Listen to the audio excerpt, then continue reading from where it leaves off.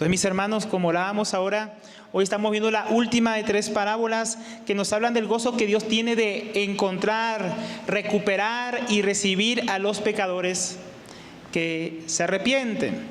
En la parábola de la oveja perdida vimos que se nos habla de aquello que se perdió, que se descarrió, ¿no?, por su propio desvío, ¿no? La oveja no se perdió por descuido del pastor, se perdió por su propio descuido, ¿no? Como el pecador se pierde por su propio pecado, por ir en pos de su propio camino, pero que sin embargo Dios va a buscarlo, pues Dios envió a su Hijo a buscar a los pecadores para llevarlos nuevamente a Él. Y se goza cuando encuentra a uno de estos pecadores y los trae nuevamente a su redil. También vimos la segunda parábola, la de la moneda o la dracma perdida. Nos muestra cómo es de diligente e intenso el amor de Dios por los pecadores, que los busca cuidadosamente por medio de su Hijo en el Evangelio, por medio de la persona del Espíritu Santo que los convence de pecado y por medio de la iglesia a la cual envía a buscarlos con amor. Y hoy esta tercera parábola, mis hermanos, conocida como la parábola del Hijo Pródigo. Por cierto, pródigo significa derrochador, era el hijo derrochador. Ahora, yo prefiero llamarla, y así titulado la enseñanza, el gozo del Padre, la parábola del Hijo arrepentido. Creo que tiene que ver mucho más con el énfasis de lo que el Señor nos quiere mostrar. En esta parábola el Señor nos amplía todo lo que ya nos viene enseñando en las 2 parábolas anteriores, ¿no? Por medio del desarrollo de los personajes que vamos a ver hoy, el desarrollo del personaje del Padre, del Hijo menor que se rebeló contra la voluntad del Padre y del Hijo mayor. De tal manera que nos va a quedar mucho más claro la enseñanza del Señor, que como hemos venido viendo, mis hermanos, es que Dios recibe con gozo a los pecadores que se arrepienten. Ahora, en esta parábola de hoy, ¿qué nos quiere enseñar el Señor? Nos ha venido enseñando varias cosas. La parábola de hoy, el Señor nos enseña la condición de los pecadores, o sea, cómo es la condición de los pecadores que están lejos de Dios y cómo Dios los recibe con gozo cuando se vuelven a Él en arrepentimiento. ¿Para qué?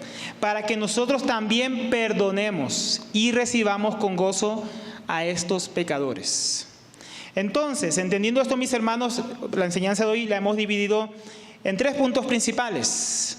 Primeramente, la condición, porque decimos que ¿qué nos quiere enseñar hoy el Señor? La condición de los pecadores que están lejos de Él. Entonces, el primer punto es la condición del pecador que está lejos de Dios. También, como dijimos, el Señor nos quiere enseñar hoy cómo Dios recibe a un pecador que se arrepiente. Y tercero, Él también nos quiere hablar de la actitud que Él espera que nosotros tengamos hacia estos pecadores que Él ha recibido. Es bastante parecido a lo que hemos venido viendo, solo que, como decíamos, hoy vamos a profundizar más en estos detalles. Vamos a ver cada uno de estos 3 puntos para comprender lo que Dios espera de nosotros con respecto a los que vuelven a Cristo, a pesar de sus pecados pasados. Entonces, vamos al primer punto.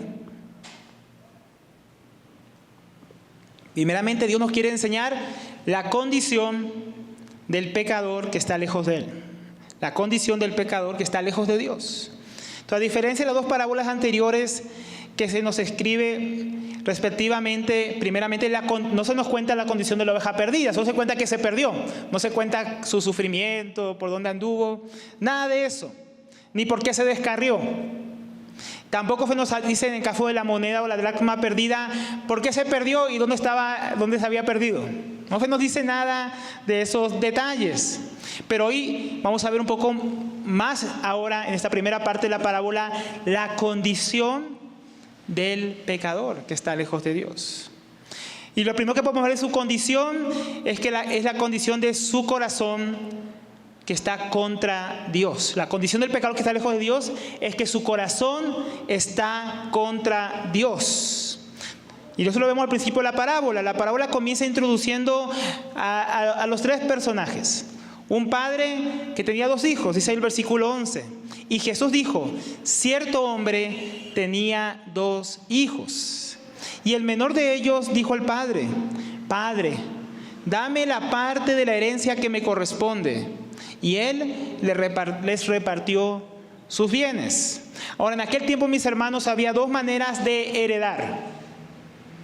O que el padre se muriera sigue siendo común hasta hoy en día que uno recibe la herencia póstuma, ¿no? Ya con el testamento, o que el padre en vida diera como regalos a sus hijos y en vida le repartiera sus bienes, como correspondía. Ahora, en el caso del hijo menor, a él le correspondía, en este caso, por ser solamente 2 hijos, 1/3 de los bienes, porque el primogénito por la ley en aquel tiempo recibía 2 veces más que el resto de los hijos, recibía el doble de porción. Entonces, de 3 partes, 1 sola correspondía al hijo menor y las dos partes correspondían al hijo mayor. Pero mis hermanos, miremos la actitud de este hijo menor, cómo él pidió la herencia.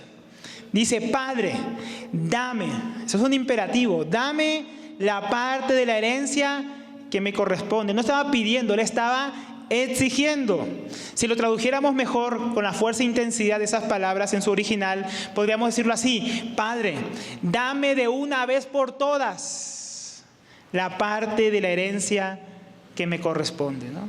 Qué duro, ¿no? Que un hijo le hable así a su padre: dámela de una vez por todas, ya dámela, ¿no? Como si le dijera a su padre: no puedo esperar a que te mueras, dame ya mi parte de la herencia, ¿no? Esta actitud del hijo menor era la de un hijo que ya no podía soportar vivir bajo la instrucción y cuidado de su padre, que quiere liberarse de su control, que desea vivir a sus anchas sin que nadie le diga qué hacer. Muy parecida a la actitud de muchos jóvenes de nuestros días. Un hijo que no aprecia el amor y el consejo de su padre y que no le preocupaba dañar con sus palabras el corazón de su padre. Ciertamente lo que el hijo menor pedía iba a perjudicar a su padre, porque iba a sacar gran parte de lo que el padre todavía estaba disfrutando en vida. Una gran parte, 1/3 de todo lo que el padre poseía, iba a tener que venderse o entregarse al hijo, lo cual iba a afectar seriamente al resto de la familia. Pero a este hijo no le importó. No le importó deshonrar a su padre en la manera que le estaba hablando, no le importó despojar a su padre, no le importó afectar a su familia. Qué triste, ¿no? Ahora, esta es exactamente la descripción del hombre en su pecado, mis hermanos. El pecador, mis hermanos, intuye que Dios quiere privarlo de disfrutar de la vida.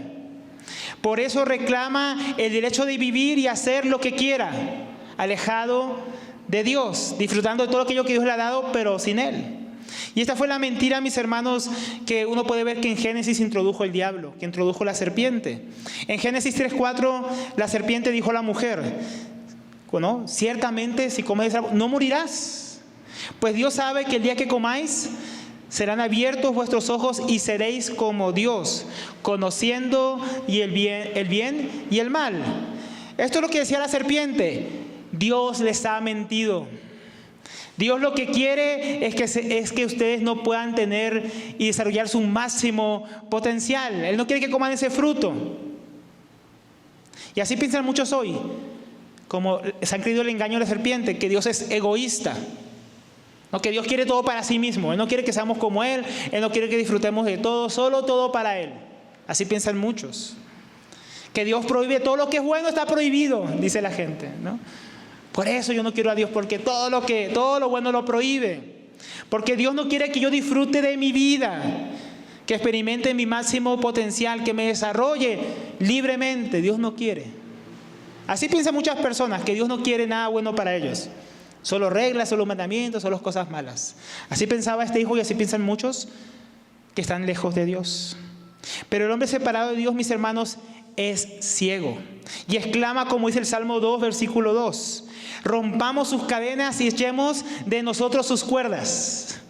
Así piensa el ser humano, que Dios y su palabra son cadenas y el ser humano quiere liberarse de ellas. No quiere vivir bajo el cuidado de Dios, no quiere vivir bajo la protección de Dios, bajo la gracia de Dios. No, ellos quieren vivir, y así queríamos también vivir nosotros cuando estábamos en el pecado, a nuestras anchas, en la supuesta libertad que trae supuestamente el pecado.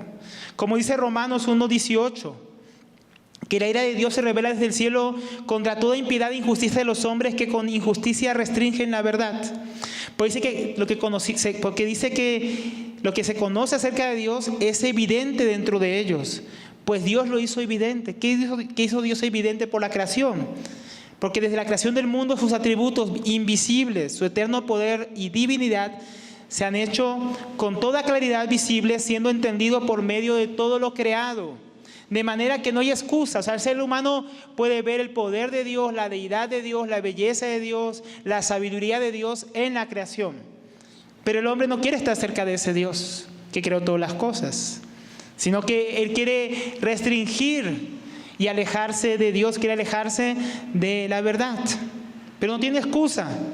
Pues aunque dice que aunque conocían a Dios, no le honraron como a Dios, como este joven no honró a su padre. No es que honraron a Dios y reconocieron, wow, Dios, tú hiciste todas las cosas, qué poderoso eres, qué grande eres. No, el ser humano no reconoció, no honró a Dios por todo lo bueno que hizo y por todo lo bueno que le dio. Porque dice que tampoco le dieron gracias. El ser humano piensa que todo es un chiripazo cósmico, que todo es porque sí, que todo se lo merece, que es digno de todo. Así piensa el ser humano sin Dios. Por eso dice que se hicieron vanos en sus razonamientos y su necio corazón fue entenebrecido. El hermano se hizo necio y cayó en oscuridad, alejándose de Dios. Profesándose sabios, se hicieron necios y cambiaron la gloria de Dios incorruptible y la gloria de Dios, ¿cuál es? Que Dios lo ha hecho su imagen y semejanza. Pero cambiaron esa gloria de Dios y el reconocer a Dios y darle gloria a Él. ¿Y a quién le dieron gloria? Cambiaron esa gloria, en vez de dársela a Dios, por dársela a imágenes en forma de hombres corruptibles, de aves, cuadrúpedos y reptiles, es decir, de todo tipo de ídolos. Así el ser humano está contra Dios, se vuelve contra Dios y se va para sus ídolos. ¿Y cuál es la actitud de Dios hacia el ser humano pecador? ¿Será que lo destruyó de una vez? No, aquí estamos, ¿no? Dios no acabó con los pecadores de una vez. A pesar de la rebelión del hombre, de la maldad del hombre, ¿cómo actuó Dios? Actuó como el Padre. ¿Qué hizo el Padre? ¿Se enojó con su hijo? ¿Reprendió a su hijo? No, dice, y les repartió sus bienes. Asimismo, mis hermanos, Dios, a pesar del pecado del hombre, a pesar de su rebelión, Dios le ha dado en abundancia. Le ha dado toda la creación en la tierra y la ha puesto bajo sus pies, bajo su dominio, para que disfrute de todos los bienes que Dios le ha dado. Dios no es egoísta. Dios le dio al ser humano en abundancia. Ahora, a pesar del dolor que le causa la rebelión del ser humano. Ahora, así mismo, mis hermanos, Dios no es como el hombre dice, no es egoísta. No le impide escoger aún su propio camino, aunque lo lleve lejos de él, sino que a pesar de Dios simplemente lo entrega a las consecuencias de sus malos deseos. Dios no le prohíbe al hombre vivir como quiera. Dios no le prohíbe al hombre hacer lo que quiere. Dios lo entrega a esas cosas que tanto desea, como dice Romanos, ahí capítulo 1, 24. Por consiguiente, Dios lo entregó a la impureza en la lujuria de sus corazones. ¿De quién era la impureza? Del ser humano. Dijo el ser humano, ¿tú quieres vivir en impureza? Vive en impureza. Dios lo entregó a la impureza que había en su corazón. Versículo 25. Porque cambiaron la verdad de Dios por la mentira y adoraron y sirvieron a las criaturas en lugar del Creador, que es bendito por los siglos. Dios no le prohibió al ser humano ser idólatra y buscar sus falsos dioses. No, sino que más bien por causa de eso, por esta razón, dice, Dios los entregó a pasiones degradantes, a sus pasiones degradantes. No es que Dios les impuso pasiones, a lo que ya había en su corazón. Versículo 28. Y así como ellos no quisieron reconocer a Dios, no le honraron, no le dieron gracias, Dios lo entregó a ¿qué? A una mente, a su propia mente depravada, para que hicieran las cosas que no convienen. O sea, Dios no le impide al ser humano vivir en pecado. Dios no le impide al ser humano hacer su propia voluntad, sino que Dios lo entrega a su maldad y a sus propias consecuencias. Dios no hace que el hombre sea maligno. Dios entrega al hombre a su corazón empecinado y oscurecido y retorcido, que lo lleva lejos de Él. Y eso nos lleva al segundo punto de su condición lejos de Dios. Su corazón está contra Dios y su condición por eso es de separación de Dios. Así como el hijo se fue lejos, versículo 13. Dice, no muchos días después, el hijo menor, juntándolo todo, partió a un país o a una región, también se puede traducir lejana. Entonces este hijo quería irse lo más lejos que pudiera de su padre. No solamente estaba contra su padre, no apreciaba a su padre, sino que quería estar lo más lejos posible de él. ¿no? Tanto que se fue a otro país. Y esto describe perfectamente la actitud del corazón del pecador que venimos describiendo. Lo primero que hace el pecador, mis hermanos, cuando peca es distanciarse de Dios, que es un Dios santo. Y muchas veces decimos que el pecado nos aparta de Dios, pero mis hermanos, no es el pecado como si el pecado fuera algo que está por allá. No, el pecado es allá, yo soy aquí. Y el pecado me aparta de Dios como una pared. No, estamos confundidos si pensamos así. Isaías 59:2 dice, pero sus iniquidades. No dice la iniquidad que está por allá, lo separó de Dios, no, sus pecados, su maldad, sus iniquidades han hecho separación entre ustedes y su Dios. Y sus pecados han hecho esconder, no, sus pecados han hecho esconder su rostro de ustedes para no escucharlos. Es el pecado del pecador que aparta a Dios, que lo aparta de Dios. El pecado mantiene a los pecadores lejos de Dios y a Dios lejos de los pecadores. Pero no es Dios que ha propiciado esa separación. Es el hombre en su corazón empecinado y duro que propicia estar separado de Dios. Fue el pecado de Adán y Eva el que los llevó a ser expulsados del Edén. Y es el pecado de cada hombre en particular que lo aleja de Dios, lo aparta de Dios. Y aún así, aún cristianos, hijos de Dios, siendo hijos de Dios, se distancian de Dios cuando pecan. ¿Qué es lo primero que hace uno cuando peca? En muchas ocasiones, si no se arrepiente. Lo primero que uno empieza a ver que la persona que vive en pecado y practica el pecado, así sea creyente, lo primero que viene a hacer es que deja de orar y deja de leer la palabra de Dios. ¿Por qué? Porque no se siente cómodo cerca de Dios y de su palabra. Se aleja de Él para sentirse cómodo en su pecado. Lo siguiente que hace normalmente es que deja de congregarse y se aleja de los hermanos.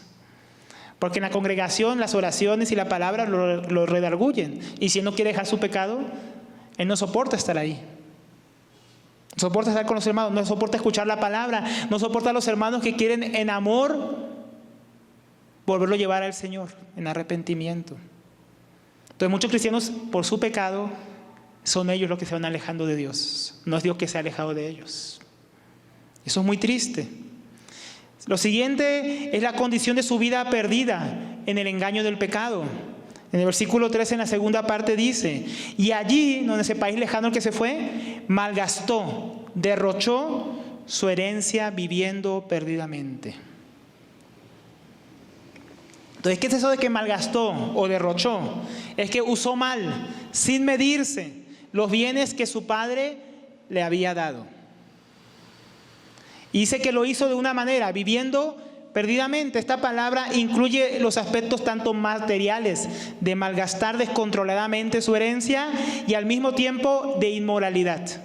O sea, vivió en despilfarro, y ese despilfarro en inmoralidad. No dice exactamente qué es lo que hizo, tal vez con prostitutas, como dijo luego el hermano, o de otras maneras. Pero o sea, él usó sus bienes de manera inmoral, indigna. Es lo que está queriendo aquí transmitir la parábola. Ahora, la supuesta libertad, mis hermanos, que tiene el hombre lejos de Dios, no le permite vivir, mis hermanos, de cualquier manera, sino que lo lleva a desperdiciar su vida y los bienes que Dios le ha dado en el mundo de manera absurda, gastándose a sí mismo y degradándose moralmente en cosas y experiencias que no tienen provecho alguno, al igual que el hijo menor de este hombre. El hombre que se aleja de Dios vive perdidamente, vive malgastando, desperdiciando su vida y los bienes que Dios le ha dado. El hombre rebelde y distante a Dios vive perdiendo su vida en la inmoralidad sexual, en los vicios de la borrachera, de la droga, del entretenimiento, del éxito pasajero y vano, de tantas cosas que el mundo supuestamente le ofrece, y los deseos vanos en los cuales gasta y desperdicia su vida, pensando que en ello va a encontrar felicidad, plenitud, gozo y propósito, pero no lo encuentra allí. Por eso se dice que malgasta su vida, porque él busca todo eso en el pecado, pero termina gastándose en algo que no puede alcanzar. Efesios 2, nos dice: ustedes estaban muertos en delitos y pecados, en los cuales en otro tiempo estuvieron según la corriente de este mundo, conforme al príncipe de la potestad del aire, ¿no? Del diablo, el espíritu que ahora opera en los hijos de desobediencia, entre los cuales todos nosotros en otro tiempo vivimos en las pasiones de la carne, satisfaciendo los deseos de la carne y la mente, y éramos por naturaleza hijos de ira, lo mismo que los demás. Mis hermanos, ¿qué nos muestra esto? Mire, así vivíamos nosotros, en la corriente del mundo, enviciados de nuestro pecado, tanto en la mente, en el corazón y en nuestras obras, cautivos del diablo. Estábamos engañados pensando que había algo bueno ahí. Porque el pecado, mis hermanos, igual que la serpiente en el Edén, promete una vida, ¿no? Una vida que es digna de un Dios, ¿no? Usted va a poder hacer lo que usted quiera. Usted va a poder vivir como usted quiera, pero es mentira. Esa supuesta vida como yo quiera me lleva a esa muerte, me lleva a esa esclavitud, me lleva por una corriente que me lleva a la perdición y al infierno. El pecado es engañoso y esa es la condición del hombre pecador. Vive en un engaño que lo lleva a la condenación, que lo lleva lejos de Dios y a la perdición, a malgastar y a perder su vida. Y lo lleva a lo siguiente, a una condición de necesidad. ¿Cómo es la condición del pecador que está lejos de Dios? Es una condición de necesidad, intensa necesidad, versículo 14. Y cuando lo había gastado todo, o sea, cuando ya no tenía nada,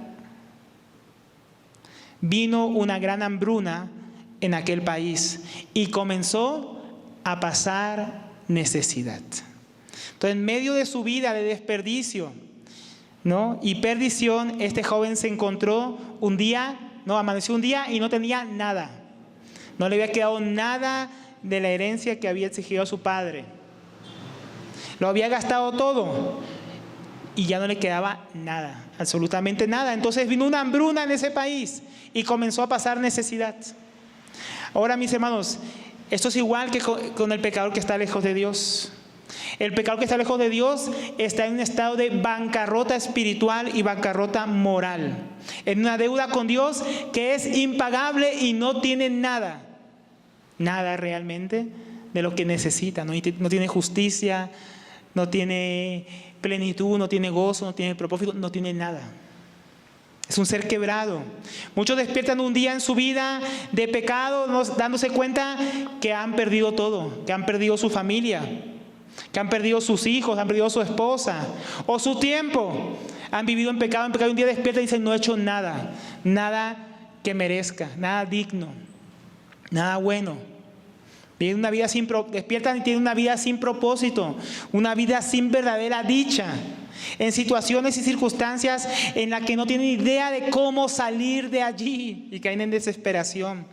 Porque su vida de pecado y rebeldía contra Dios lo llevó a un punto en sus vidas donde lo han perdido todo. Ya no tienen nada de lo que el pecado les había prometido. Otros han perdido más de lo que pueden apreciar o están dispuestos a reconocer. Algunos han perdido todo, están necesitados y ni siquiera se han dado cuenta. Algunos ni siquiera despiertan para ver su necesidad. Piensan que todo está bien, pero han perdido la oportunidad de conocer a Dios y servirle. Y terminan sus vidas amargadas, estando a punto de perder su propia alma y la eternidad. Muchos parten de este mundo pensando que lograron mucho, sin saber que se fueron sin nada. La condición del pecador es triste. Él necesita y ni siquiera sabe lo que necesita. Es necesitado, pobre y miserable, ciego, desnudo, como dijo el Señor en el Apocalipsis, y ni siquiera es consciente de ellos en la mayoría de los casos.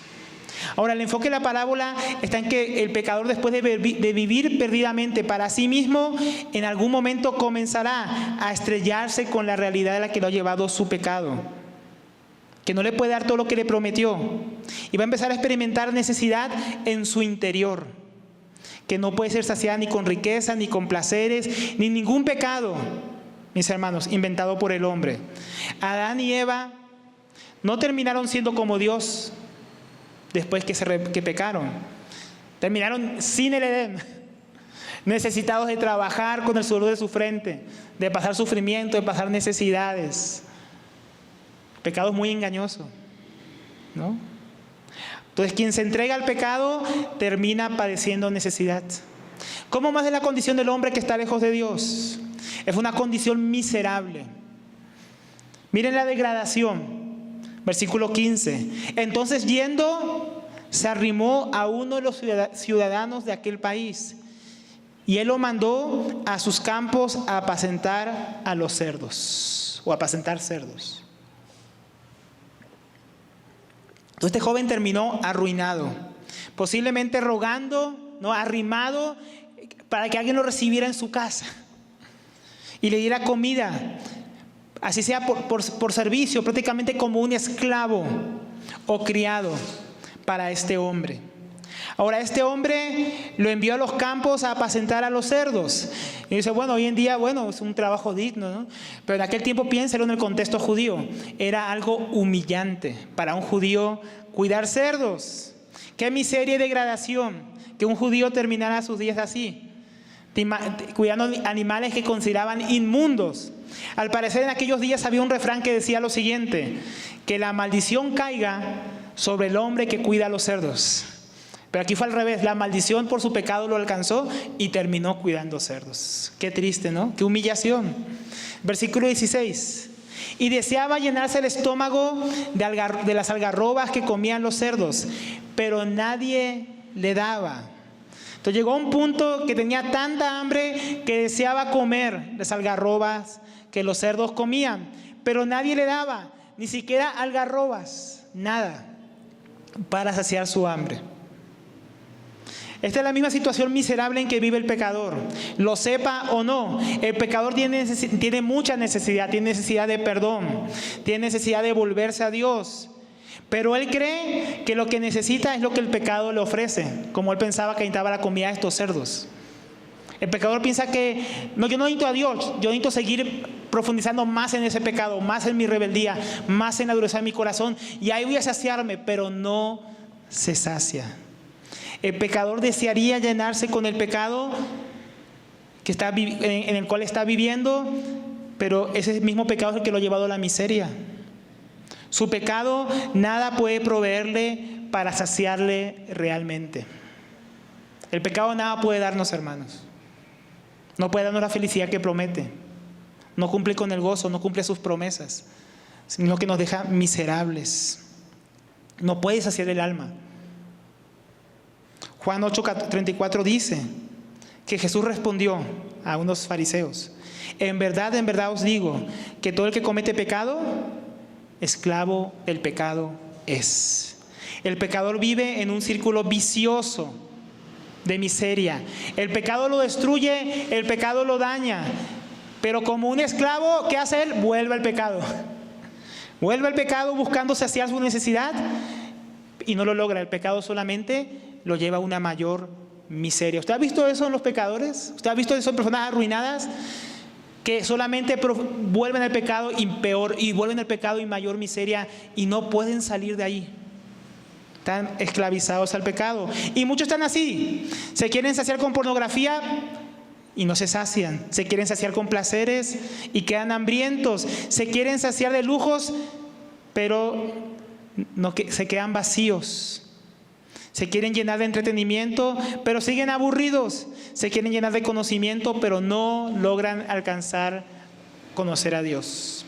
Qué miseria la condición del hombre que vive esclavo del pecado y no puede saciar su propia alma. Qué triste es la condición del hombre.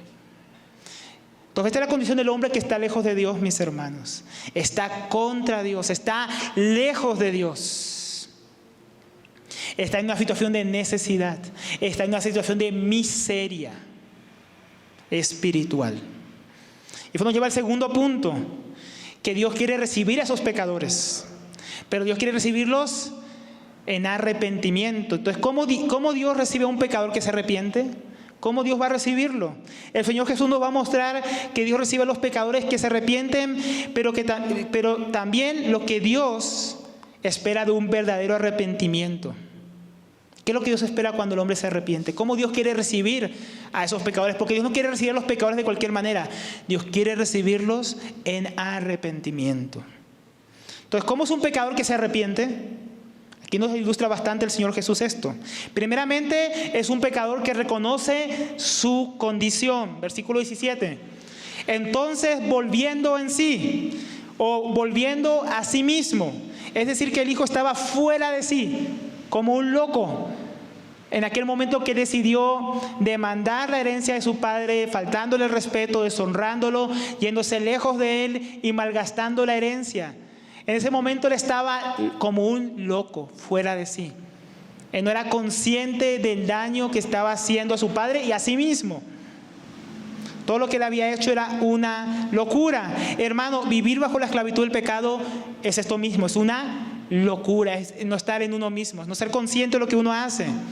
En 1 Pedro 4:6 dice que nosotros corríamos en desenfreno de disolución. Cuando vivíamos en pecado lejos del Señor, lejos de Dios, lejos de nuestro Padre, nosotros vivíamos una vida loca de desenfreno disoluto, donde estábamos malgastando y perdiendo nuestra vida. Como los locos, hermanos, a los que nadie podía poner freno para pecar y echar a perder la familia, la vida, el trabajo, todo lo que hacíamos. Pero cuando nos arrepentimos por la obra de Dios en nuestros corazones, comenzamos a despertar de esa locura. Comenzamos a darnos cuenta de lo que estábamos haciendo. Comenzamos a darnos cuenta que estábamos pobres, miserables, engañados, lejos de Dios. Pensábamos que estábamos bien, pero Dios, por la luz de su evangelio, comenzó a despertarnos. Comenzó a despertar nuestras conciencias, su Espíritu Santo, y a mostrarnos nuestra condición, hermanos. No hay forma de volvernos a Dios si primero no reconocemos nuestra condición, si no reconocemos que estamos lejos de Él, que nos hemos descarriado cual oveja perdida, que nos hemos rebelado como hijos rebeldes contra su voluntad. Si estás esclavo del pecado, tienes que despertar por la gracia de Dios y reconocer tu condición. Segundo, que Dios espera de un pecador que realmente se arrepiente. ¿O cómo es ese pecador que realmente se arrepiente? Es un pecador, mis hermanos, que es atraído por la bondad y el amor de Dios. Dice ahí la segunda parte del versículo. Dijo, ¿qué es lo que dijo este hijo cuando volvió en sí? ¿Cuántos de los jornaleros de mi padre tienen pan de sobra? Pero yo aquí perezco de hambre. Un jornalero, mis hermanos, era uno que trabajaba diariamente por el sueldo, que como vimos la vez pasada, cada día le daban un denario o una dracma por su trabajo en el campo. Ahora, miren lo que dice el hijo. Él reconoce la bondad y generosidad de su padre. Él reconoce que los jornaleros de su padre reciben tanto de parte de su padre, porque su padre es tan generoso que tienen abundancia de pan. Él estaba acordándose que su papá era un hombre generoso, que su papá era un hombre bondadoso, que aún sus trabajadores eran enriquecidos por la bondad y riqueza de su padre. Él se acordó cómo era su padre, que su padre era un hombre rico, pero rico en generosidad. Pero ahora él contrasta la bondad de su padre con la situación de él que está lejos de su padre. Los que están bajo el cuidado de mi padre, los que trabajan con él, reciben la abundancia de su generosidad, pero yo aquí perezco de hambre. Él dice, mi padre es bueno y yo por estar lejos de él estoy pasando hambre. Qué tremendo, ¿no? Este contraste. Hermanos, no es el miedo, es la bondad de Dios y su amor el que da seguridad al pecador para que quiera volverse a él. ¿Usted cree que un pecador quisiera arrepentirse y volverse a un Dios que solamente promete juicio y acabar con su vida cuando vuelva? No. Yo creo que un Dios de ese tipo, un Dios que acabaría contigo si te arrepientes, no es un Dios que genera muchas ganas de arrepentirse, ¿verdad? No, es la bondad, es saber que Dios es bondadoso, es saber que Dios es rico en misericordia, es saber que Dios da gracia, y gracia abundante, inmerecida al pecador arrepentido, lo que hace que los pecadores quieran volverse a Él. Pues dice Romanos 2:4, que acaso tenemos en poco la riqueza de la bondad, porque Dios es rico ¿en qué? En bondad, tolerancia y paciencia, ignorando que la bondad de Dios te guía al arrepentimiento. ¿Qué hace que los pecadores se quieran arrepentir? que Dios es rico en bondad, que Dios es rico en tolerancia, que Dios es rico en paciencia, en gracia, mis hermanos. Muchos tienen en poco la riqueza y la bondad, la tolerancia y la paciencia de Dios, y no se vuelven a Él, porque no saben que Dios es generoso y perdonador de los que se arrepienten. Así es Dios, mis hermanos. Un pecador que se arrepiente considera las riquezas de la bondad de Dios para volverse a Él. Tercero, es uno que reconoce sus pecados. No solo sabe que es bueno y que estaba en una locura, sino ahora también reconoce que él está lejos de Dios por sus pecados. Versículo 18. Levantándome, miren lo que él dijo, aparte de que Dios era bueno, que su padre era bueno, dice: levantándome iré a mi padre y le diré: Padre, he pecado contra el cielo y ante ti. Primeramente dice: he pecado contra el cielo. El hijo menor reconoció que primeramente su pecado era contra el cielo, es decir, contra Dios. Reconoció que primeramente le había pecado contra Dios, que estaba en los cielos. Todo pecado, mis hermanos, es primeramente contra Dios. Aún lo que hacemos a nuestro prójimo, a nuestros hermanos, a nuestra familia, es un pecado directamente contra Dios, pues es la imagen de Dios la que está en cada ser humano. Hoy escuchaba algo que decía Miguel Michelén, en un programa. Él decía una historia de un capitán que estaba buscando desesperadamente una moneda. Y su subalterno le dijo: ¿por qué? ¿Por qué busca la moneda que se había caído en el barro? Dijo: porque no puedo permitir que pisen la moneda, porque tiene la imagen de mi rey. Asimismo, cada ser humano tiene la imagen del rey, mis hermanos. La imagen de Dios, y no debe ser pisoteada. Y él había pisoteado a su padre, porque luego dice: y he pecado ante ti. Había pecado contra Dios y contra la imagen de Dios en su padre. El hijo menor también reconocía que había pecado contra su padre, lo había deshonrado. Había perjudicado a su padre, tomado sus bienes antes de tiempo y lo había desperdiciado. Y había destrozado su corazón al alejarse de él de esa manera. Y muchos pecadores dicen, mis hermanos: yo amo a Dios, pero nunca reconocen que le han ofendido a Dios. La Biblia muestra que todo hombre lo ha ofendido. Romanos 3:23 dice: por cuanto todos pecaron, no algunos, todos pecaron y están desprovistos. Hermano, aquí la palabra desprovistos o lejos de la gloria de Dios o destituidos es la misma palabra que leímos antes, es la misma palabra en griego que leímos antes de y tenía necesidad. El hombre, como ha pecado, está desprovisto, está falto, está necesitado de la gloria de Dios. Todo hombre. Entonces, el verdadero arrepentimiento responde como respondió David en el Salmo 51, que el contexto es el pecado que cometió con Betsabé, el pecado de adulterio y de asesinato contra Urías Eteo. Dice: contra ti solo he pecado y he hecho lo malo delante de tus ojos. Eso fue cuando fue confrontado por el profeta Natán. Ahora, cuando David reconoció su pecado, este pecado había consistido, como dijimos, en tomar la mujer de su prójimo y ser actor intelectual del homicidio de Urías. Entonces él reconocía que había pecado contra Dios, pero también contra Betsabé y contra Urías. Como todo pecador, mis hermanos, este hijo menor tenía que reconocer que había hecho mal contra Dios y contra su padre, contra su prójimo. Quien no reconoce que ha pecado contra Dios y contra su prójimo, no se ha arrepentido realmente. Piensa que él merece un perdón de algo que no ha hecho. Y eso no tiene sentido, ¿verdad? Alguien que realmente se arrepiente reconoce sus pecados. No es alguien que todavía los justifica. Pero un pecador que reconoce sus pecados contra Dios y su prójimo es el tipo de pecador que Dios quiere recibir. Él no va a recibir un pecador, alguien arrepentido de otra manera, si no reconoce sus pecados. Cuarto tipo de pecador que Dios recibe es uno que está dispuesto a asumir las consecuencias de su pecado, no solamente a reconocerlo. Versículo 19 dice que él dice que también dirá a su padre: ya no soy digno de ser llamado tu hijo, hazme como uno de tus jornaleros.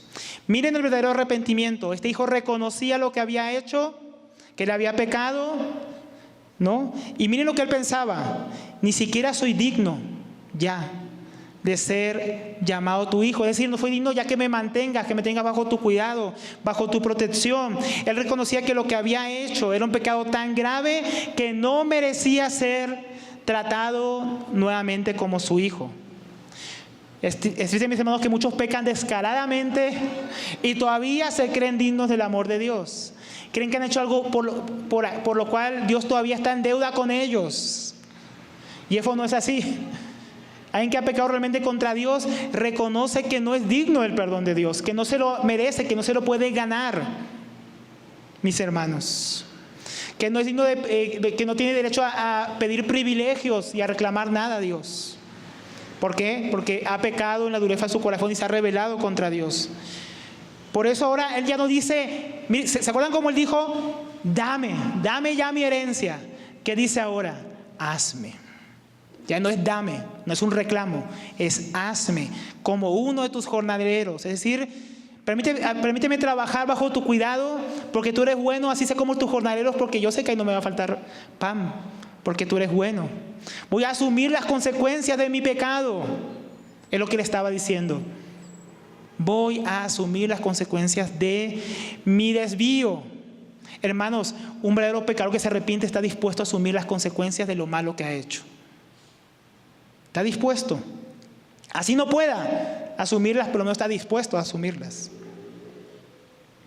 De la misma manera, el verdadero arrepentimiento mostrará humildad en lugar de arrogancia. Se humillará en lugar de exigir. Reconocerá que Dios no le debe perdón. Reconocerá que es digno de su juicio, digno de su ira, de las consecuencias del pecado, del tiempo que ha perdido lejos de Dios, y de que es indigno de recibir su perdón. Quinto, es uno que muestra, que tiene, que da frutos de arrepentimiento. Versículo 20. Él no se quedó en intenciones. Versículo 20.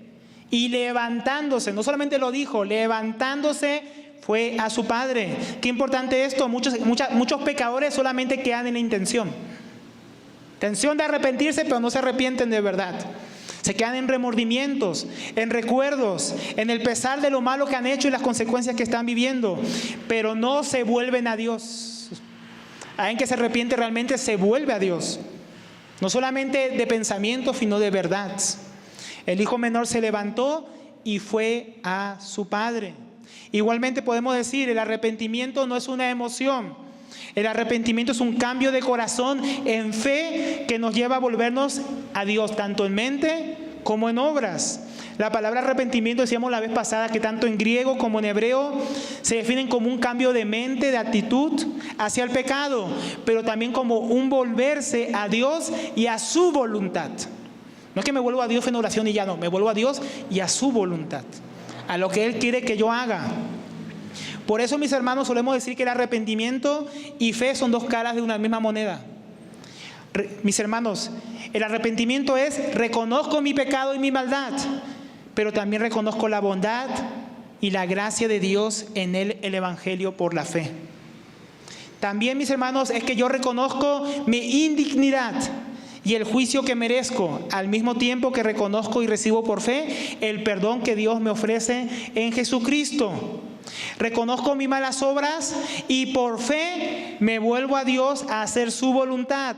Reconozco mi necesidad de justicia, al mismo tiempo que recibo por fe la justicia de Dios en Cristo. Reconozco que estoy lejos de Dios y por la fe en Cristo me levanto y acudo en arrepentimiento a Dios. El arrepentimiento y la fe están ligados, mis hermanos. Si yo me arrepiento y creo que Dios me quiere perdonar, esa fe y ese arrepentimiento me van a llevar a actuar. No hay fe sin obras. La fe conduce a obras. Ahora, las obras no salvan. La fe es la que salva, pero la fe y el arrepentimiento tienen frutos que se pueden ver. ¿Y cómo recibe Dios a un pecador que se arrepiente de esta manera? Versículo 20. Y levantándose fue a su padre. ¿Y es lo primero que vemos? Lo primero que vemos es que lo recibe con un amor profundo e incondicional. Cuando todavía estaba lejos, su padre lo vio y se conmovió profundamente. Y corriendo se echó sobre su cuello y lo besó. Qué tremendo, mis hermanos, este cuadro de cómo Dios recibió a este pecador, a este padre, a su hijo. 4 cosas se destacan que hizo aquí el padre. Dice que primeramente, cuando todavía estaba lejos, el primer verbo que aparece es lo vio. Lo vio. Ahora, ¿cómo vio el padre a su hijo? No lo vio con odio, no lo vio con rencor. Él vio que su hijo menor estaba volviendo a casa, que seguramente estaba arrepentido de haberse alejado y ahora volvía. Lo segundo que dice es que se conmovió profundamente. La palabra en griego aquí hace alusión a una compasión que surge o nace de las entrañas, una compasión entrañable, profunda. Porque él vio la condición de su hijo. Él volvía, ¿cómo volvía? Volvía sucio, descalzo, porque le voy a decir que le pongan sandalias, humillado, cabizbajo y arrepentido. ¿Y eso qué provocó en el padre? Compasión, ¿no? Se conmovió profundamente a ver la condición de su hijo. Tercero, dice que corriendo se echó sobre su cuello. Es decir, que se lanzó, miren, a abrazarlo. Pero no de cualquier manera. Dice que se lanzó sobre su cuello corriendo, rápidamente. Él no esperó a que su hijo llegara o terminara de llegar a la casa, sino que corrió en su dirección para abrazarlo y recibirlo. Cuarto, y lo besó. Le mostró su afecto, su amor incondicional. No vino ahí a pelear con él, a decirle, mira lo que hiciste, qué es lo que te pasó, cómo vas a hacer eso. No, él vino y después de abrazarlo, lo besó. Le mostró su afecto, su cariño, que todavía lo amaba. Qué descripción tan impactante, mis hermanos, del amor incondicional de Dios por el pecador que se arrepiente. Cuando nosotros estábamos lejos de Dios, todavía estábamos lejos de Dios, antes que Él nos salvara, cuando todavía estábamos en nuestros pecados, en proceso de volvernos, siendo atraídos por su gracia y su bondad en Jesucristo, Dios nos vio. Dios nos vio cuando todavía estábamos lejos, mis hermanos. Él nos vio, Él nos conoció de antemano en Cristo y Él nos escogió en Él. Primera de Pedro 1 dice, a los elegidos, según el previo conocimiento del Padre, mediante la santificación del Espíritu, para obediencia a Jesucristo y rociamiento con su sangre. Hermanos, el Padre desde la eternidad ya nos venía viendo. Antes que nosotros nos arrepintiéramos, Él ya había visto nuestro arrepentimiento. Antes que creyéramos, Él ya había conocido nuestra fe. Por medio y en la obra de Cristo. Qué tremendo, mis hermanos, que aún estando lejos, el Padre ya nos venía a venir hacia Él. Pero no esperó que llegáramos, sino que Él vino hacia nosotros y envió a su Hijo para abrazarnos en la salvación y la reconciliación que es en Cristo Jesús. Para mostrarnos su amor y su bendición en Él. ¿Qué más dice? Que lo recibió con un perdón inmediato. Versículo 21. Y el hijo dijo, Padre, he pecado contra el cielo y ante ti. Ya no soy digno de ser llamado hijo tuyo.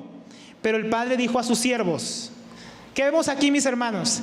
El hijo menor estaba en mitad de reconocer sus pecados, confesando, Padre, yo pequé contra ti, yo pequé contra Dios. Y estaba por decir lo siguiente. ¿Qué era lo siguiente? Hazme uno de tus jornaleros. El padre lo interrumpió y no permitió que terminara. El padre ya lo había perdonado. El padre ya se había dado cuenta que su hijo estaba arrepentido y lo perdonó antes de que terminara de hablar. Su arrepentimiento llevó al padre a un perdón inmediato. En el momento él fue perdonado y recibido nuevamente como hijo. Igualmente cuando nosotros, mis hermanos, nos volvimos a Dios en arrepentimiento y fe, Él no esperó que nuestra vida fuera transformada, no completamente en un momento, para entonces sí perdonarnos. Es más, estamos todavía en proceso, mis hermanos, ¿no? De arrepentimiento cada día. Estamos en proceso de transformación y sin embargo, Dios ya nos perdonó. Dios ya nos perdonó. Nos perdonó el mismo día que creímos. Inmediatamente cuando nos arrepentimos, Dios ya nos perdonó. Aún estando lejos de la perfección, Dios ya nos ha perdonado a todos los que creemos en Él. Primera Juan 1:9 dice, si confesamos nuestros pecados, como estaba haciendo aquí el Hijo, Él es fiel y justo para perdonarnos los pecados y para limpiarnos de toda maldad. Si uno confiesa su pecado, mis hermanos, ha reconocido su ofensa a Dios, ha reconocido su necesidad, entonces ya ha reconocido que ha pecado contra Dios, ha reconocido que necesita a Dios, que necesita su perdón, ya se ha vuelto en fe a Dios porque cree que Dios le puede perdonar, ha confiado en que será perdonado y no ha quedado solo en intención, sino que acudió a Dios porque es el que confesare. Todo lo que vimos antes que hizo el Hijo, reconocer su situación, ver su necesidad, volverse en arrepentimiento y hacerlo realmente. Aquí lo vemos en este versículo. Cuando nosotros acudimos a Dios, reconociendo nuestros pecados, confesándolos, creyendo que nos puede perdonar y pidiéndoselo, Él nos perdona, hermanos. Él nos limpia de toda maldad. Hermanos, si nos hemos arrepentido, ya no tenemos que cargar con la culpa del pecado. El perdón de Dios ya fue otorgado en ese mismo momento. Vamos a decir, aún me falta mucho, y sí, nos falta muchísimo, pero Dios ya nos ha perdonado en Jesucristo.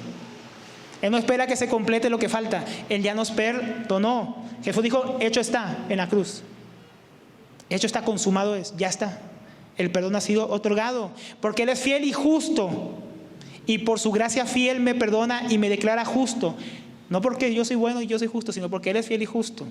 Porque Él es quien me imparte su justicia. No espera que yo sea justo para justificarme, sino que Él me da su propia justicia, hermanos. Y entonces, ¿qué pasó después? ¿Cómo más lo recibió?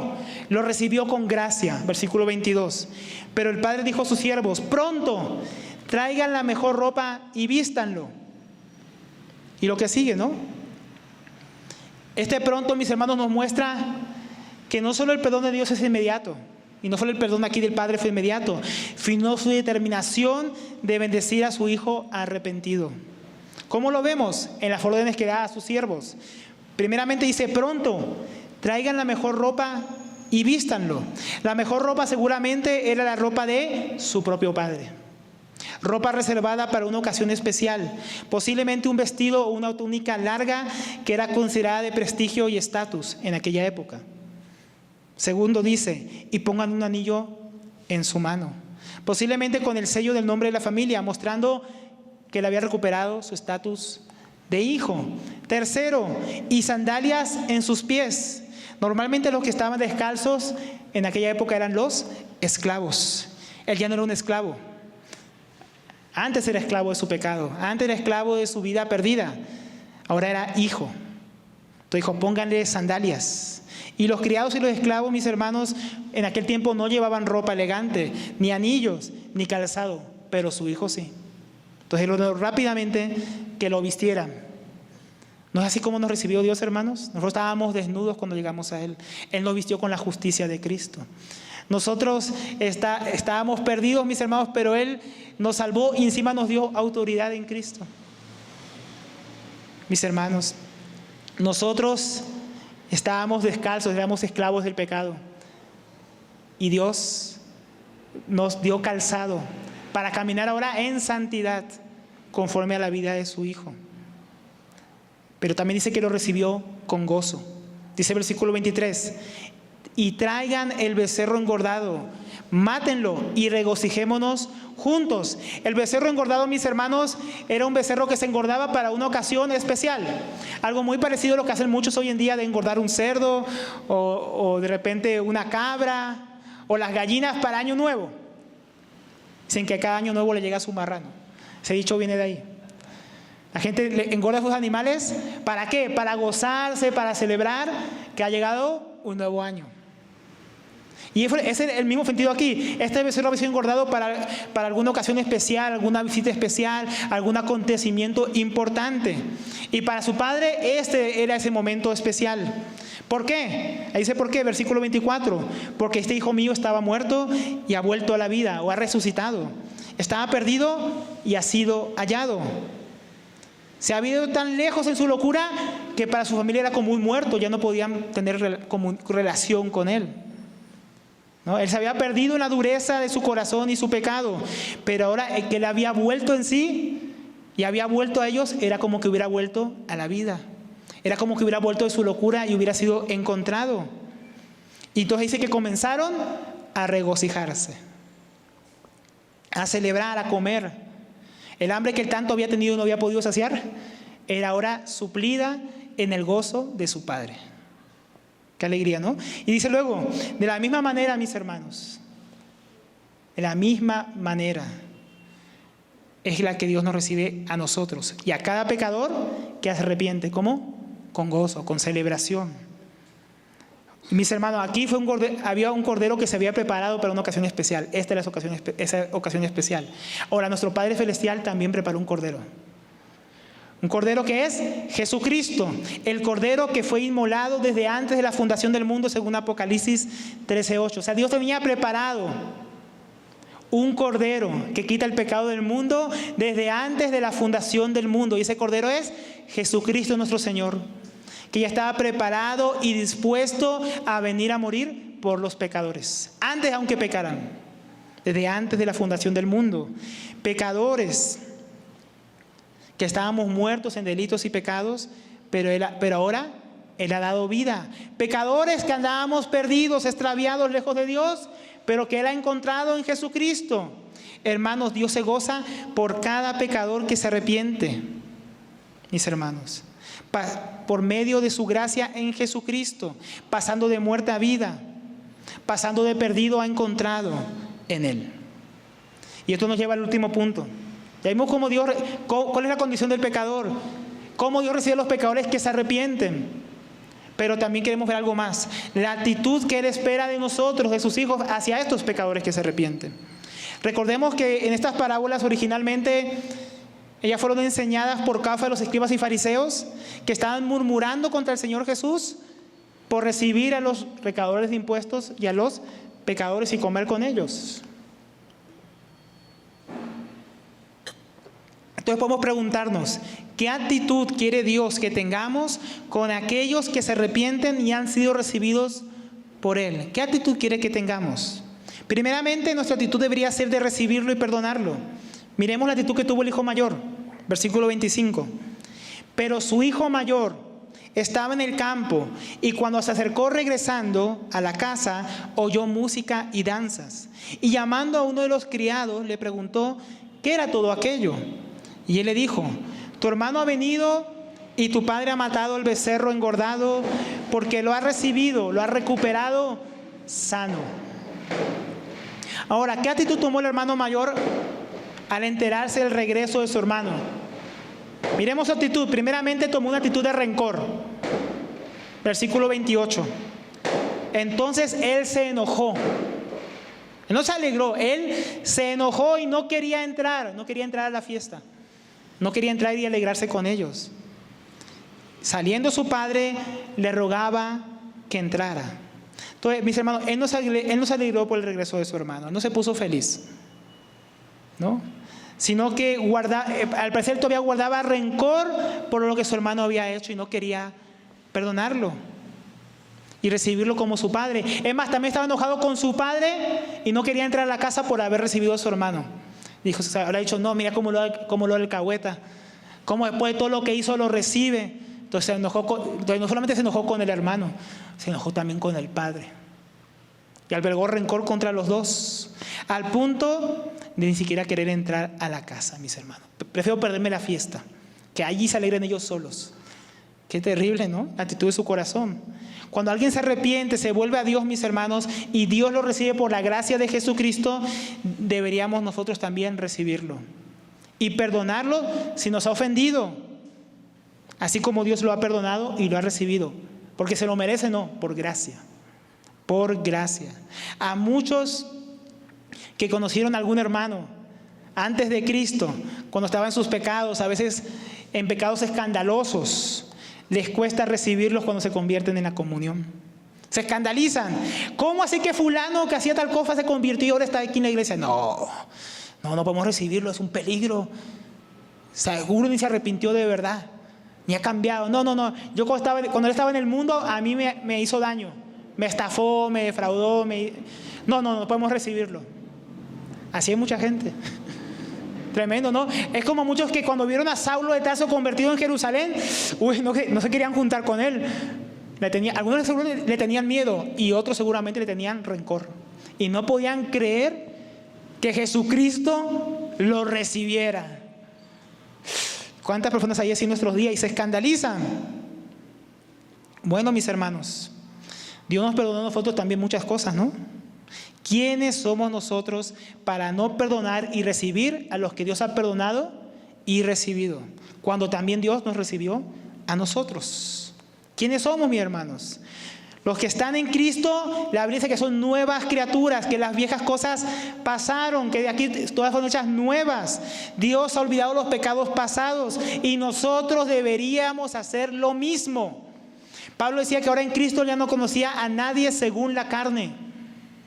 Que si antes los conocía según la carne, ya no los conocía según la carne, sino ahora los conocía en Cristo. Y lo mismo debería ser nosotros con aquellos que Cristo ha recibido.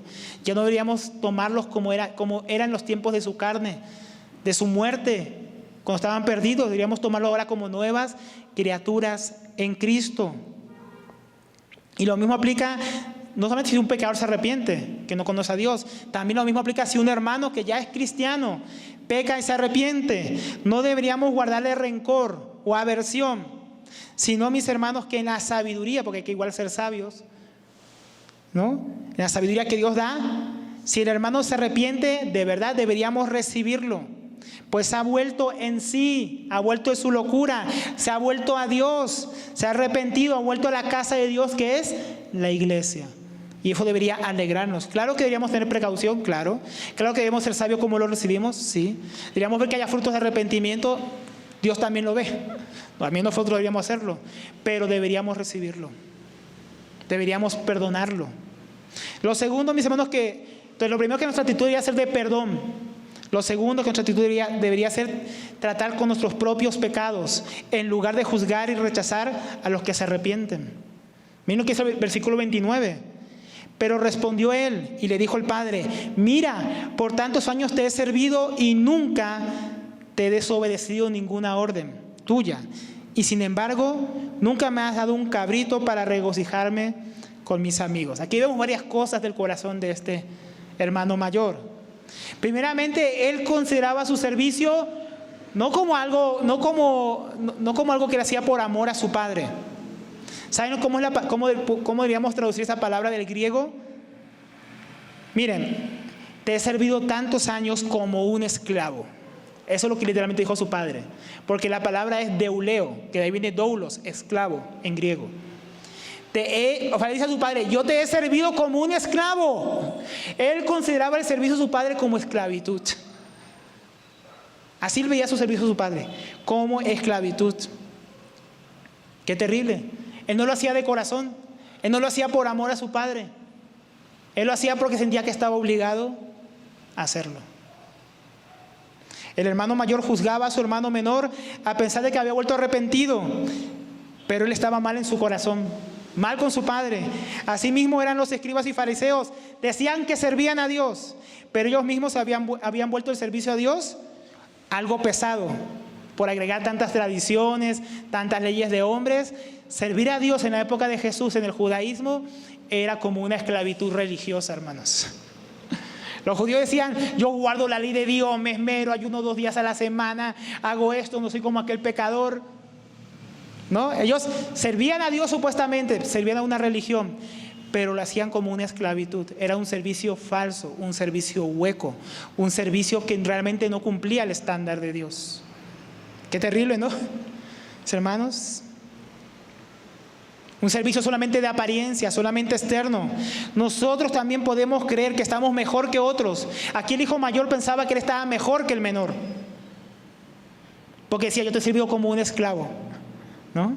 Y muchos podemos también, porque yo sirvo a Dios, porque amo a mi familia, tengo una buena familia, porque soy un buen empleado, porque soy un buen jefe, podemos llegar a confiar en nuestra propia justicia, como él que dijo: Padre, yo jamás he quebrantado ninguno de tus mandamientos.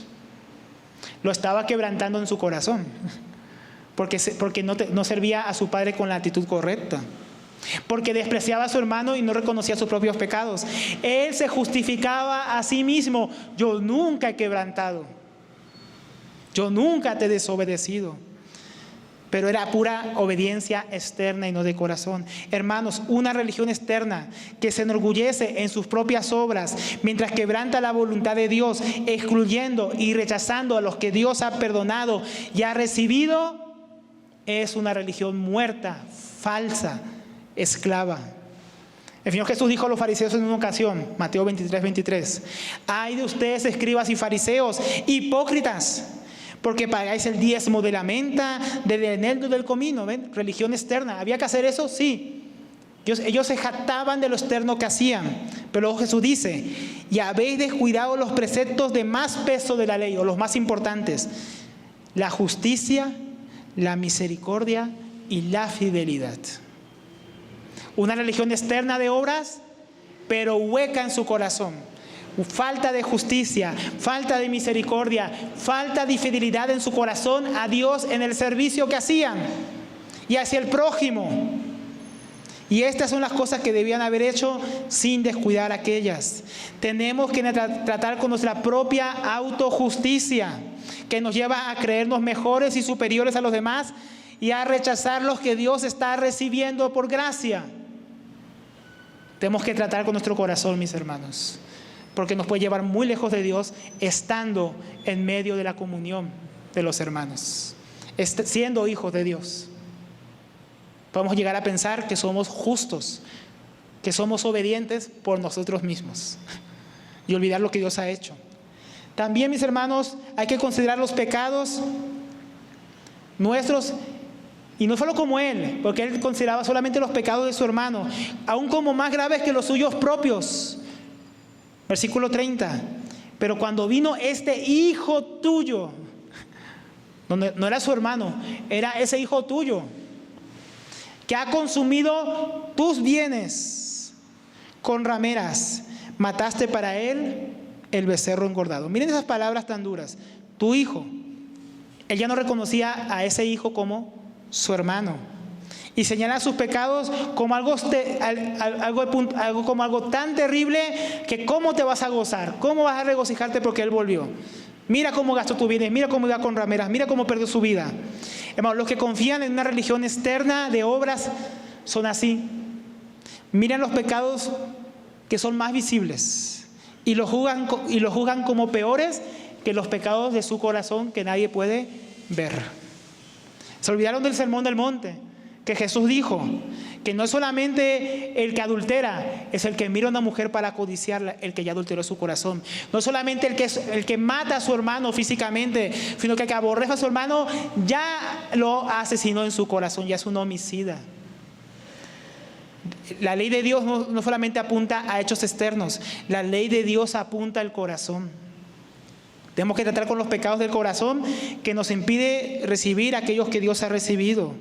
Tercero, Dios nos invita, y este tercero es el último punto, hermano, no se preocupe. Dios nos invita a seguir su ejemplo. Miremos el ejemplo del Padre.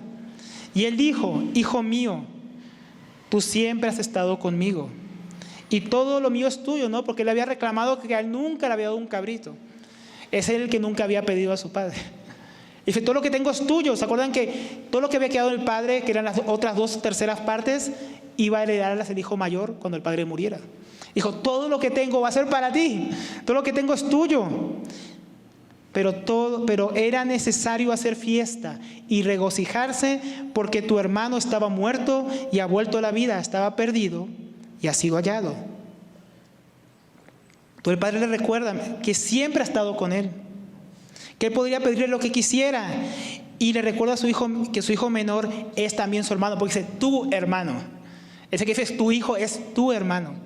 Aquí el padre le recordaba que ese era su hermano y que él era porque él comienza diciendo en griego hijo mío, y dice yo soy tu padre, yo siempre estoy contigo, tú puedes pedirme todo lo que quieras porque todo lo que tengo es tuyo, porque tú eres mi hijo y él es tu hermano, por el cual deberías gozarte, porque estaba perdido y ha sido hallado, porque estaba muerto y ha vuelto a la vida. De la misma manera, mis hermanos, Dios hace, mis hermanos, cuando nosotros nos arrepentimos como si nunca hubiéramos pecado. Pero no esconde el pecado, Su palabra nos recuerda que estábamos muertos en delitos y pecados y que éramos miserables, culpables y condenados, que vivíamos perdidamente, miserablemente culpables, lejos de Dios, pero que ahora nos ha dado vida en Cristo. Nos ha reconciliado, nos ha encontrado y traído a su redil, nos ha hecho hijos, sus herederos, su pueblo, y nos comparte su gozo por ello. Pero Dios no solamente nos muestra en la Biblia eso acerca de nosotros para que lo sepamos y no olvidemos que todo lo que tenemos es por gracia y todo lo que nos ha dado. Él nos muestra que la fe trata a todos los pecadores que se arrepienten, de entre ellos a nosotros mismos. Entonces también nosotros tenemos que recibir de la misma manera que Él lo hace, con gozo, a todos nuestros hermanos, porque ya fueron hermanos, se han arrepentido y han creído. Así como, porque ellos también han sido hechos hijos de Dios, así como nosotros somos hijos de Dios. De la misma manera, por la misma gracia, con el mismo perdón, con el mismo gozo, con el mismo amor. Dios lo hizo con ellos. Y si Dios lo hizo así con ellos, Él nos ha dado ejemplo para que nosotros lo hagamos también. Entonces, para ir concluyendo ya, hermanos, ¿qué nos ha enseñado el Señor hoy? Nos ha enseñado cuál es el estado de los pecadores que están lejos de Él y cómo Él los recibe con gozo cuando se arrepienten, para que nosotros, como Él, recibamos con gozo a nuestros hermanos que se han arrepentido. Eso es lo que hemos visto hoy. La parábola, ¿cómo acaba, mis hermanos? La parábola acaba como en suspenso. No dice no dice si el hijo mayor se arrepintió y entró a la fiesta y se reconcilió con su padre y con su hermano. ¿No? ¿Por qué? Porque la parábola queda inconclusa a propósito, como dejando la pelota en nuestra cancha. ¿Cómo ustedes van a responder a esta enseñanza? ¿Cómo van a responder a cómo Dios recibe a los pecadores y el ejemplo que nos ha dado para que nosotros también lo hagamos? ¿Cómo vamos a responder? ¿Cómo deberíamos responder? Si estamos lejos de Dios, perdidos, muertos en nuestros pecados, ¿qué hay que hacer? Arrepentirnos, arrepiéntete, cree en Cristo. Dios es un Padre amoroso, rico en misericordia, dispuesto a recibirte y hacerte uno de sus hijos, porque Él mismo ha dado a Jesucristo, su Hijo, para redimirte. Segundo, si eres hijo y has pecado, arrepiéntete, confiesa tu pecado, porque tu Padre es perdonador, lento para la ira y rico en misericordia y verdad. Él recibe a sus hijos que se arrepienten con gozo. Tercero, si somos como el hijo mayor, arrepiéntete. Mira el ejemplo del Padre que recibe a los pecadores que se arrepienten por fe en Cristo. Mira a Cristo que dio su vida para reconciliar consigo a esos pecadores. Contempla la obra del Espíritu Santo, que es el que los convence para traerlos a Dios y mostrarles su necesidad de Él. Dios está involucrado en buscar y traer de vuelta y redimir a los pecadores. Nosotros no debemos oponernos, nosotros menos aún rechazarlos. Más bien deberíamos servir junto a nuestro Padre para atraer a nuestros hermanos que están extraviados en el pecado y aquellos que están muertos sin Cristo en el mundo, perdidos, sin vida en ellos. Ese debería ser nuestro papel, mis hermanos. Que Dios nos conceda arrepentimiento como el que hemos visto hoy y gozo con Él por los que se arrepienten de esta manera. Vamos a orar. Padre, te damos gracias. Gracias por tu palabra, Señor. Gracias por mostrarnos estas cosas de tu corazón, Señor. Por mostrarnos cómo era nuestra condición cuando estábamos lejos de ti. Por mostrarnos cómo tú nos has recibido en amor, en perdón, en gracia, en bendición como hijos tuyos. Cuando tú nos trajiste a ti, cuando tú nos encontraste, cuando tú nos amaste, aún estando lejos, aún estando muertos, en Cristo Jesús tú nos amaste, Señor. Gracias por mostrarnos cómo tú recibes y quieres que recibamos a aquellos que se arrepienten. Gracias por estas parábolas, Señor. Permite que podamos poner tu palabra por obra. En el nombre de Cristo Jesús. Amén y amén.